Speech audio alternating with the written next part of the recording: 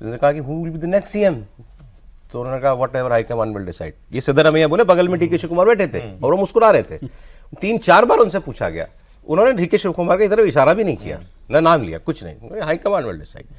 मतलब मैं उस एक सेकंड के लिए मुझे लगा कि अभी भी कोई स्कोप बाकी है क्या कि डीके का पत्ता फिर कट जाए किसी वजह से, या नहीं अब डन है? नहीं, कर्नाटका के पॉलिटिक्स में देखें तो आप सिद्धारमैया को इतना आप इजी गोइंग नहीं ले सकते हैं। कांग्रेस यदि ले रही है तो भविष्य के लिए काफ़ी खतरे भी मोल ले रही है।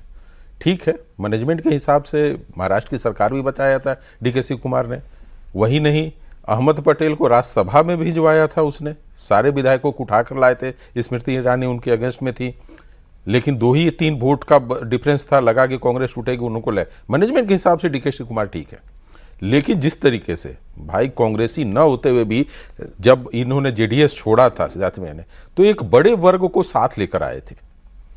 डीके कुमार क्या कहा जाता है कि जितने भी लिंगायत को कहिए और उसके बाद जितने ओबीसी पॉलिटिक्स है उसको लाकर 60% और 23% वोटों के 83% वोटों के बीच में उन्होंने पॉलिटिक्स को शुरुआत किया था और उस लगातार वोट के साथ लेकर चले गए थे। डीके शिव कुमार को यदि लें तो यदि हम, मेरा अपना मानना है कि कर्नाटका अर्बन और रूरल के बाद उनके और उनके बेटे के बाद बहुत ज्यादा किसी एरिया में उनकी वैसी पकड़ नहीं है जैसा कि सिद्धारमैया के है।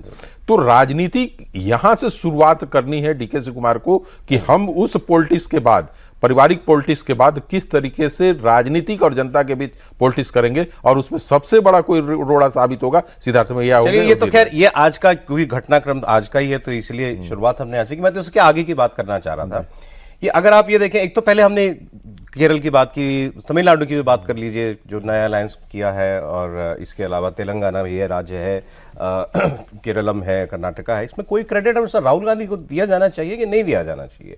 जैसे केरल तमिलनाडु का ये कहा जाता है कि भाई वो पहले से पक्ष में थे विजय के साथ, खड़गे साहब प्रिवेल कर गए राहुल जी के ऊपर कि नहीं, हमको अलायंस नहीं छोड़ना चाहिए, पुराना साथी है हमारा, वो तो पहले ही जाना चाहते थे। इस सारे में भाई आफ्टर ऑल ये डिसीजंस पब्लिक की नजर में तो राहुल गांधी ही ले रहे हैं ना ये सारे फैसले।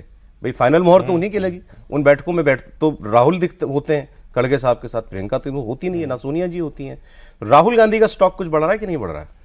मुझे तो नहीं लग रहा। देखिए, टीवीके के साथ भी स्टेट यूनिट पक्ष में थी कि हमको टीवीके के साथ अलायंस करना चाहिए।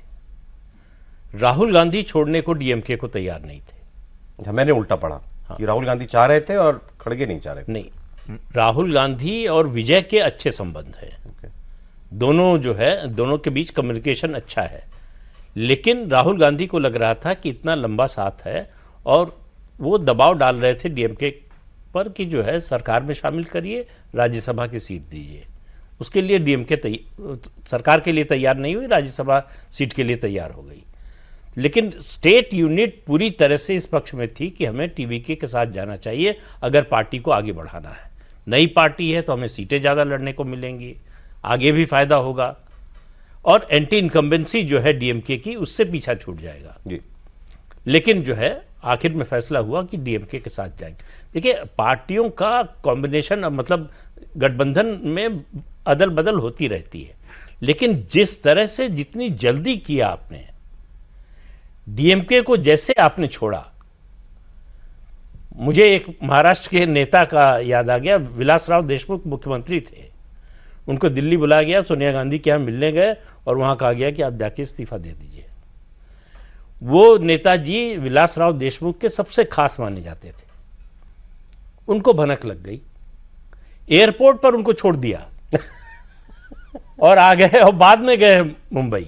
तो ये कुछ उस तरह का था कि आप भाई कम से कम ये इंतजार करते कि विजय आपको बुलाते, बात करते कि हमें समर्थन दीजिए, नहीं तो सरकार नहीं बनेगी, हमारे पास मेजॉरिटी है नहीं।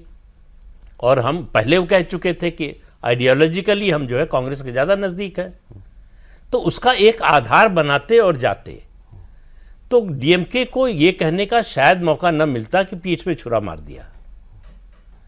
तो आपने एलाइज के बीच में अपने को अविश्वसनीय बना दिया। राहुल के हिस्से अभी भी हारी है आप कह रहे हैं? निश्चित रूप से जीत का तो कोई मुझे कोई कारण कोई जो है कोई घटनाक्रम, कुछ ऐसा कोई फैसला दिखाई नहीं देता। पार्टी में भी, परिवार में भी, पार्टी में भी, परिवार में भी। परिवार में अभी तक नहीं था, लेकिन अब परिवार में भी शुरू हो गया है। ओके, और प्रियंका वाड्रा का लोकसभा में आना राहुल गांधी की लीडरशिप के लिए बड़ा सेटबैक।